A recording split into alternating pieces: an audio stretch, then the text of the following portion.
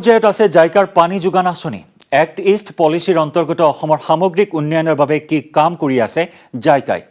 অসমলৈ আহি কি ক'লে জাপানৰ ভাৰতস্থিত ৰাষ্ট্ৰদূতে। 2017 চনতে সম্পূৰ্ণ হ'বলগীয়া জাইকা পানী যোগান প্ৰকল্প এতিয়াও সম্পূৰ্ণ হৈ উঠা নাই। অসম ভ্ৰমণলৈ আহি এই সন্দৰ্ভত মন্তব্য দিলে জাপানৰ ৰাষ্ট্ৰদূত সাতোশি সুজুকিয়ে। উল্লেখযোগ্য যে ইণ্ডো জাপান সম্পৰ্ক আৰু এক্ট ইষ্ট পলিচিৰ অংশস্বৰূপে সোমবাৰে ভাৰতস্থিত জাপানৰ ৰাষ্ট্ৰদূত সাতোশি সুজুকি, বিদেশ মন্ত্ৰী এছ জয়শংকৰে জাপানী এজেন্সি জাইকাৰ পানী যোগান আঁচনিৰ পৰ্যবেক্ষণ কৰে।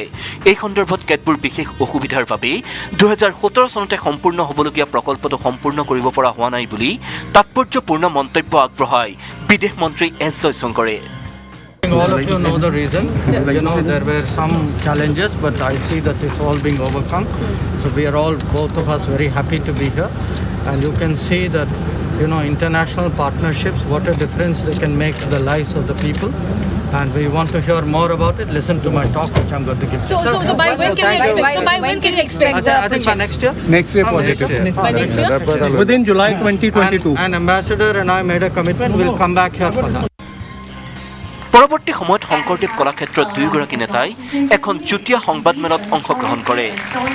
পানী যোগান আঁচনিৰ উপৰি জাইকাই সম্প্ৰতি সম্পূৰ্ণ কৰা বা কৰি থকা কাৰ্যবোৰৰ ভিতৰত 1200 কোটি টকাৰ জাইকা প্ৰকল্প, ইতিমধ্যে সম্পূৰ্ণ হোৱা 1600 কোটি টকীয়া ধুবুৰী ফুলবাৰী দলং, 700 কোটি টকীয়া ধুবুৰী ফুলবাৰী পথ, 1500 কোটি টকীয়া ধুবুৰী ডালু পথ, কৃষি ক্ষেত্ৰত 3000 কোটি টকীয়া প্ৰকল্প অন্যতম।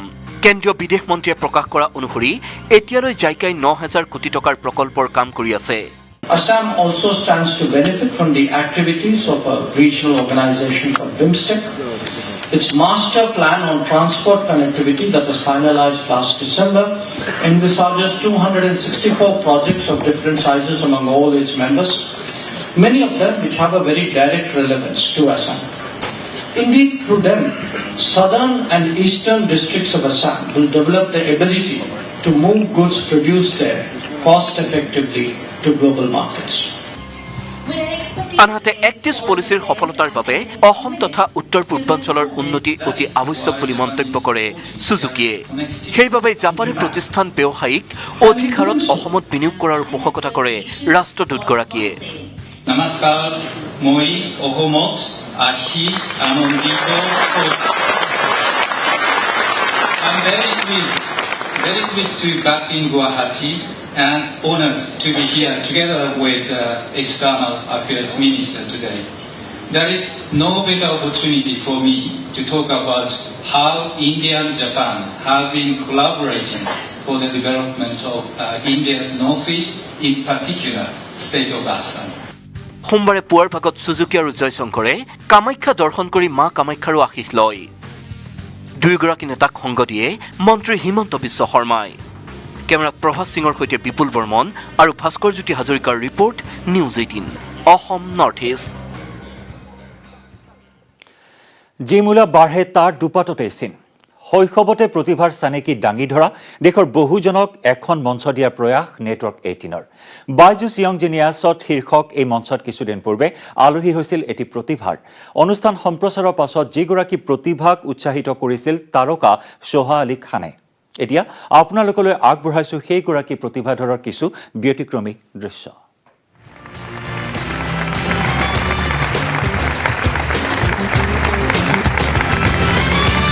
नमस्कार। The child is a father of the man. मनुष्य का बचपन उसके व्यक्तित्व की नींव है। ऐसे ही कुछ चाइल्ड प्रोडिजी से हम आपको आज मिलवाएंगे बायजूस यंग जीनियस के मैथमेटिक्स स्पेशल में। छोटे आर्यभट्ट के नाम से पहचाने जाने वाले चिराग को 100 करोड़ तक के पहाड़े जुबानी याद हैं। मेरा नाम चिराग राठी है। मैं आगे जाकर कुछ ऐसे फॉर्मूलाज बनाना चाहता हूँ जिससे कि जैसे मैथ मुझे बहुत अच्छा लगता है, वैसे ही आने वाले लोगों को, बहुत से बच्चों को मैथ बहुत ज्यादा अच्छा लगे। Please welcome the actor, author, mother, the wonderful Soha Ali Khan. Hello, आदाब आदाब, वेलकम। आदाब, नमस्ते। नमस्ते, I am good to see you. कैसे हो? दैट्स चिराग राठी। अब चिराग जो हैं, ये एंजॉयज मैथ्स। मैं आपसे जानना चाहता हूँ कि आप मेरे जैसे थे जिनको मैथ से डर लगता था, I have to tell you मैं ए ग्रेड स्टूडेंट हूँ, सब जानते हैं, बहुत पढ़ाकू थी मैं स्कूल में, but maths was my weakest subject. तो आपके सामने 5 नंबर्स हैं, टॉप से शुरू करते हैं। 1,05,625 325 दूसरा 7,67,376 876 9,63,73,489 1 2 9,817 3 ये होता कैसे है? 9,817 करेक्ट। और अब इस स्टेज पर आने वाले हैं ऐसे 2 यंग जीनियसेस, 2 ऐसे बच्चे जिन्हें देखकर आप भी कहेंगे बाप रे बाप। I'm Jayaditya Shetty. I'm 11 years old. I'm from Mumbai. I'm Avantika Kambli. I'm 10 years old and I'm a young mathematician from Mumbai. My aim is to bring as much glory to India as much as she did. Hi. Hi. Hi. Hi, how are you? I'm fine. How are you? I'm a little worried about you. Now I'm really nervous. I'm feeling nervous. I don't know why I'm feeling nervous. Yeah, I just feel like I'm in the presence of like geniuses. एक बात बताओ आप, maths के अलावा आप क्या क्या करते हो? मैथ्स के अलावा मैं वायलिन प्ले करती हूँ, मैं क्यूब करती हूँ। Rubik's cube. हाँ। आपको क्या करना है? ये रूबिक्स क्यूब पकड़िए या हुला हुप या दोनों? दोनों।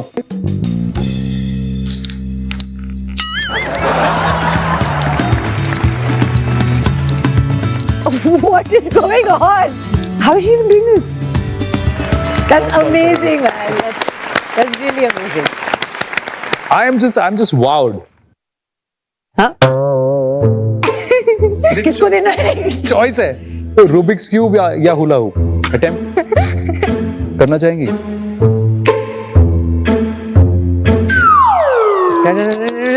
And oh, well done, absolutely fantastic. Thank you.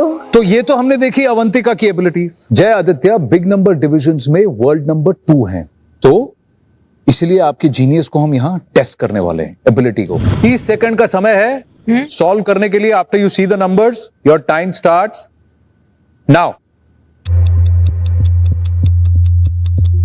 I also want to see.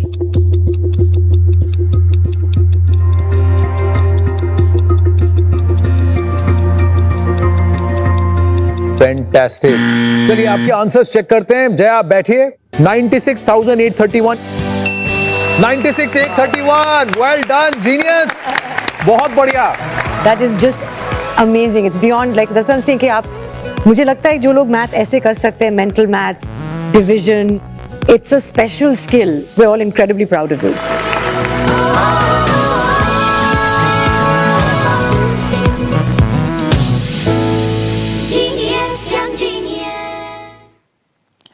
Prime time 18ৰ শেষ অংশলৈ যোৱাৰ পূৰ্বে লৈছো আন এটি বাণিজ্যিক বিৰতি।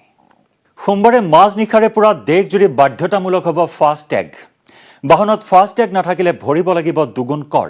মটৰচাইকেল, তিনিচকীয়া বাহন আৰু ট্ৰেক্টৰত বাধ্যতামূলক নহয় এই ফাষ্টেগ। মাজনিশাৰ পৰা বাধ্যতামূলক হ'ব ফাষ্টেগ। ফাষ্টেগ নাথাকিলে ভৰিব লাগিব দুগুণ কৰ। সোমবাৰে মাজনিশাৰ পৰা সকলো চাৰিচকীয়া আৰু গধুৰ যান বাহনৰ বাবে দেশত বাধ্যতামূলক হ'ব ফাষ্টেগ প্ৰক্ৰিয়া। অসমতো বাধ্যতামূলক হ'ব ফাষ্টেগ। মটৰচাইকেল, তিনিচকীয়া বাহন আৰু ট্ৰেক্টৰে নালাগে ফাষ্টেগৰ পঞ্জীয়ন কৰিব। ইয়াৰ বিপৰীতে চাৰিচকীয়া আৰু আন গধুৰ বাহনসমূহে ফাষ্টেগ নলগালে ভৰিব লাগিব দুগুণ কৰ। সমান্তৰালকৈ যান বাহন আইন উলংঘাৰ অপৰাধত যান বাহন আৰক্ষীয়ে কাটিব চালান। প্ৰথমবাৰ নিয়ম উলংঘা কৰিলে ভৰিব লাগিব 300 টকাৰ জৰিমনা। যদি দ্বিতীয়বাৰলৈ একে অপৰাধ ধৰা পৰে তেতিয়া ভৰিব লাগিব 500 টকাৰ জৰিমনা। সমগ্ৰ ৰাজ্যৰ লগতে নগাঁও জিলাৰ ৰহাৰ টোলগেটতো বাধ্যতামূলক কৰা হৈছে ফাষ্টেগ প্ৰক্ৰিয়া। বৰ্তমানলৈকে ফাষ্টেগৰ পঞ্জীয়ন নকৰা যান বাহনসমূহক শীঘ্ৰে পঞ্জীয়নৰ আহ্বান টোলগেট কৰ্তৃপক্ষৰ।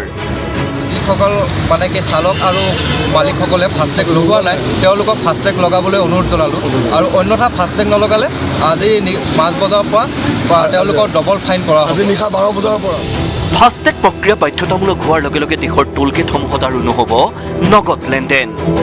বেবেজিয়াৰ পৰা ভাস্কৰ জ্যোতি শইকীয়াৰ report, news 18 Assam north east. Chirag Rathi এটি বিস্ময়কৰ প্ৰতিভা 14 ফেব্ৰুৱাৰীৰ দিনা আমি আপোনালোকলৈ আগবঢ়াইছিলোঁ চিৰাগ ৰাঠীৰ এটি অনুষ্ঠান আজি আপোনালোকক চিৰাগ ৰাঠীয়ে জনাব নেটৱৰ্ক 18ৰ বাইজুছ য়ং জিনিয়াছ শীৰ্ষক যাত্ৰাত অংশীদাৰ হোৱাৰ অনুভৱ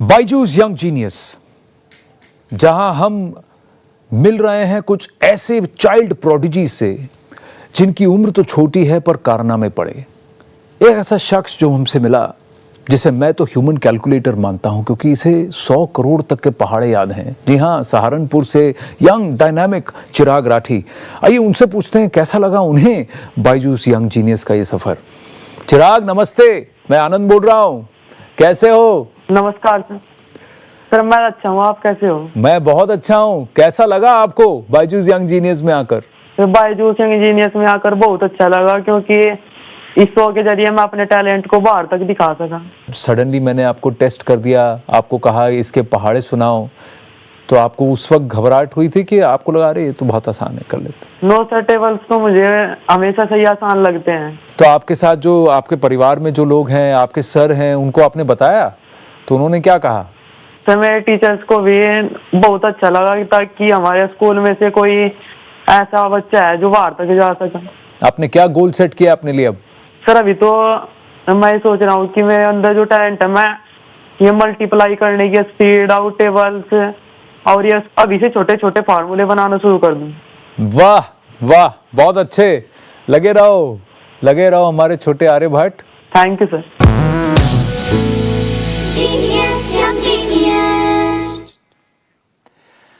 ৰাহুল গান্ধীৰ প্ৰতিশ্ৰুতিক লৈ প্ৰতিক্ৰিয়া প্ৰকাশ কৰিছে চাহ শ্ৰমিকসকলে সুদীৰ্ঘকাল শাসনত থাকিও কিয় কংগ্ৰেছ চৰকাৰে বৃদ্ধি নকৰিলে মজুৰি আৰু ৰাহুল গান্ধীৰ এই প্ৰতিশ্ৰুতিক এতিয়া নিৰ্বাচনী তোপ আখ্যা দিছে চাহ শ্ৰমিকে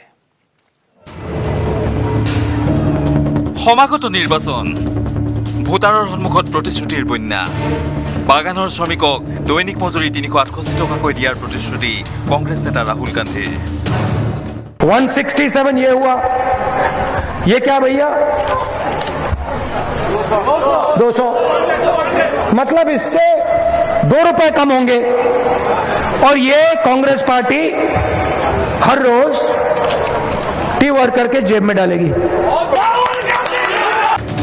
পিছে কি প্ৰতিক্ৰিয়া চাহ শ্ৰমিকৰ উৎফুল্লিত হোৱাৰ বিপৰীতে গৰজি উঠিল একাংশ চাহ বাগানৰ শ্ৰমিক সুদীৰ্ঘ বছৰ শাসনত থাকি চাহ শ্ৰমিকক প্ৰতাৰণা কৰি অহা কংগ্ৰেছে এতিয়া সোণৰূপ হীৰা দিম বুলি ক'লেও হেনো ভুল নাযায় চাহ শ্ৰমিক ভোটাৰে 70 বছৰ হৈ গ'ল তেওঁলোকে হাজিৰা বঢ়োৱাই নাই এই ইলেকশ্যন সময়ত আহি আমাক ভাবুকি দি আছে তোমালোকে ভোট দিয়া তোমালোকক 368 টকা দিম কংগ্ৰেছৰ কথা বিশ্বাসই নকৰো আমি কাৰণ আমাক আগৰ পৰাই ঠগি ঠগি আহিছে এতিয়ালৈকে আমাক একো কৰি দিয়া নাই এইকাৰণে আমি বিশ্বাস নকৰো আমি এতিয়া কংগ্ৰেছে যদি সোনা গহনাও দিয়ে হলো আমি নামানো কোন ৰূপ দিলেও আমি নামানো ৰাহুল গান্ধী ক'লে নহ'ব মোদী চৰকাৰ যোনটো চলাইছে এইটোৱে হ'ব ইফালে দেওবাৰে ৰাহুল গান্ধীয়ে চাহ শ্ৰমিকৰ মজুৰি বৃদ্ধিৰ প্ৰতিশ্ৰুতিক লৈ টিপ্পনী এৰিলে মন্ত্ৰী হিমন্ত বিশ্ব শৰ্মায়ো 50-60 বছৰ শাসন কৰি কংগ্ৰেছে বাগানৰ শ্ৰমিকক 94 টকাকৈহে মজুৰি দিছিল পাহৰি গৈছে যদি টাইম মেচিনত বহি 2014 লৈ উভতি যাওক হেনো ৰাহুল গান্ধী এই আহ্বান মন্ত্ৰী হিমন্ত বিশ্ব শৰ্মা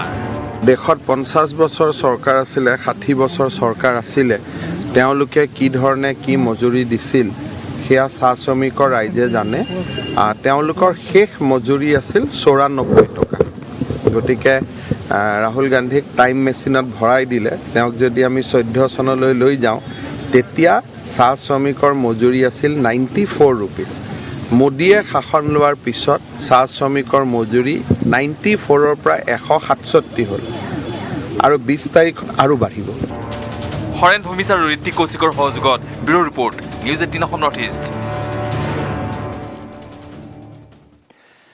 প্ৰতিজন ভাৰতীয় ৰন্ধ্ৰে ৰন্ধ্ৰে প্ৰথিত হৈ আছে আত্মনিৰ্ভৰশীলতাৰ চেতনা আইটিচিৰ সহযোগত নেটৱৰ্ক 18এ বাছি বাছি আপোনালোকলৈ আগবঢ়াইছে তেনে বহু স্বাভিমানী যুৱক যুৱতীৰ ব্যতিক্ৰমী প্ৰচেষ্টাক যি প্ৰচেষ্টাৰে নিজেই স্বাৱলম্বী হোৱাৰ লগতে দেশৰ বহুজনক দেখুৱাবলৈ সক্ষম হৈছে নতুন দিনৰ সপোন তেনে এক সপোনকে সাকাৰ কৰাৰ প্ৰয়াস কৰিছে এটা ষ্টাৰ্টআপে যি ষ্টাৰ্টআপে ই-কমাৰ্চ আৰু OTT প্লেটফৰ্মত সূচনা কৰিছে নতুন দিগন্তৰ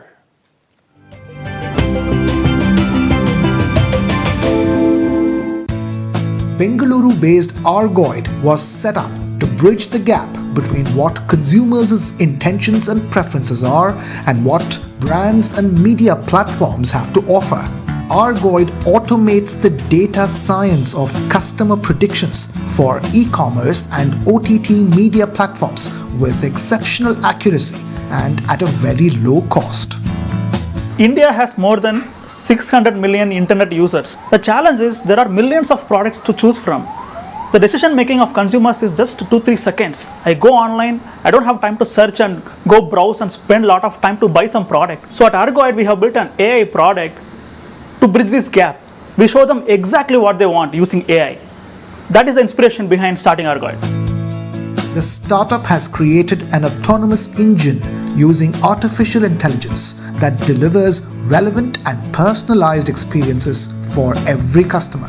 It helps clients overcome the limits of traditional analytics and data science technologies to address market-facing challenges. Argoid is pioneering technology in data sciences and analytics the Swabhiman way.